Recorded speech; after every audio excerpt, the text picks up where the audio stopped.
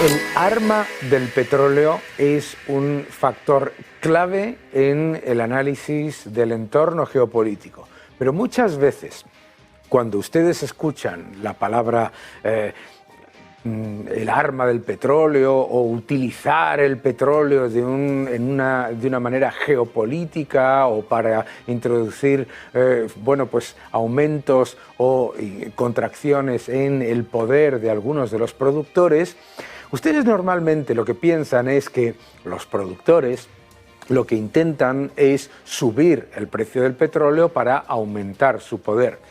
El arma del petróleo no es, en la inmensa mayoría de las ocasiones, bajar la oferta y aumentar el precio, sino lo contrario.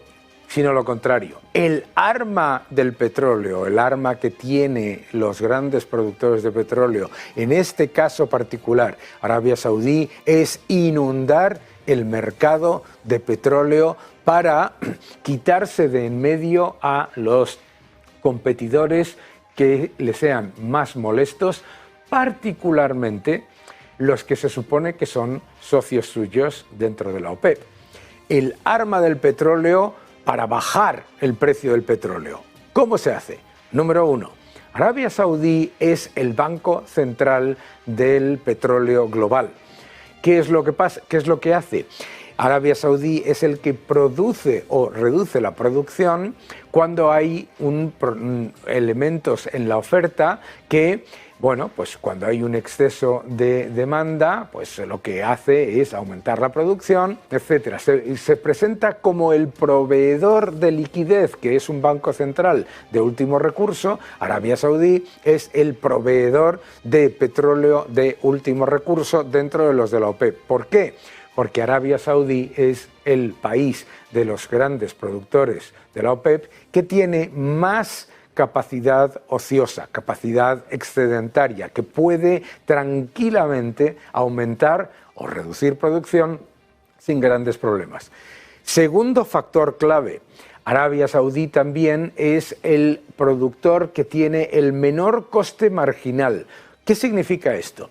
Que Arabia Saudí puede bajar el precio, puede hacer un aumento de producción que baje el precio sin sufrir en su generación de ingresos, y además es el país que menos dedica de los ingresos generados por petróleo para actividades que no tienen nada que ver con, la financiación de servicios públicos, etc. Y este factor es esencial. En este momento, una de las cosas que está sorprendiendo al mercado es la bajada del precio del petróleo en un entorno en el que la OPEP se ha comprometido a mantener unos límites de producción. Pero atención a estos factores. Hemos hablado que el arma del petróleo no es intentar subir artificialmente el precio, sino poder bajarlo y desplazar a los competidores.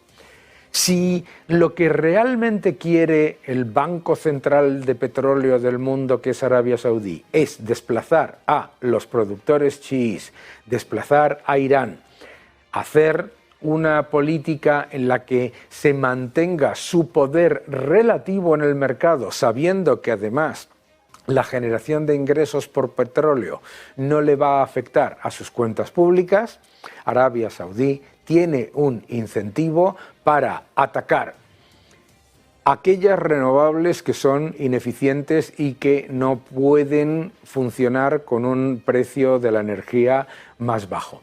Atacar también a los productores no OPEP que necesitan de precios elevados para generar una mínima rentabilidad.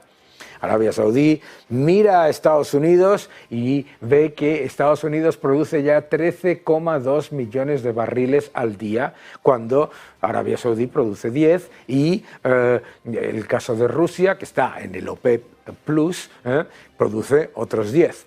Entonces, la posición de Arabia Saudí es: le conviene un precio del petróleo que baje, porque sus ingresos fiscales por la venta de petróleo no se van a reducir significativamente, le conviene continuar presentándose ante el mundo como el Banco Central de Petróleo Global y además le introduce una serie de limitaciones y de problemas a Irán y a otros de los países que sí necesitan que el precio del petróleo suba para financiar otras actividades, muchas de ellas políticas. ¿Por qué es importante esto en el entorno político y geopolítico global actual?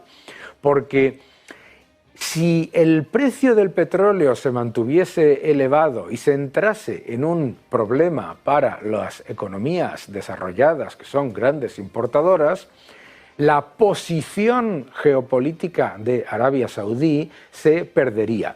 Arabia Saudí sabe que la OPEP produce un porcentaje muy pequeño de la producción global de petróleo.